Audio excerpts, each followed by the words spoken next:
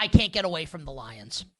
When I think about Detroit, and I think about the way last season ended for the Lions, obviously losing that divisional round game that Saturday night at home to Jaden Daniels and the Commanders, you'll remember my Sunday morning show the next day, and then back on You Better You Bet on Monday.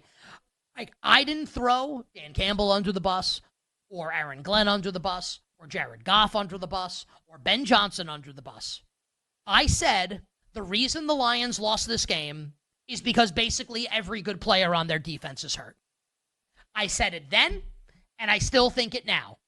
That if Detroit's fully healthy, the way the Eagles ran through everybody and won the Super Bowl, maybe you want to make the case that the Eagles beat them in Detroit in the NFC Championship game. I certainly wouldn't argue against it, but man, that's a true clash of the Titans. If we get that, a healthy Lions team with Aiden Hutchinson and company healthy, that defense healthy, man, that would have probably been the Super Bowl with the way the Chiefs played in the big game.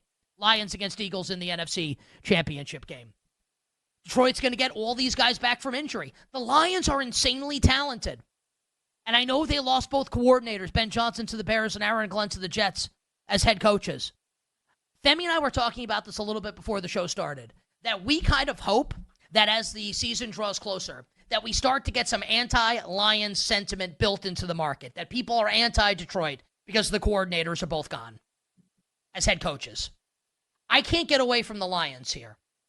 That doesn't mean that I don't think the Eagles can win the Super Bowl again. Of course they can. Just Detroit is the team, and Detroit's a better price. Detroit is the team that has caught my eye in the NFC.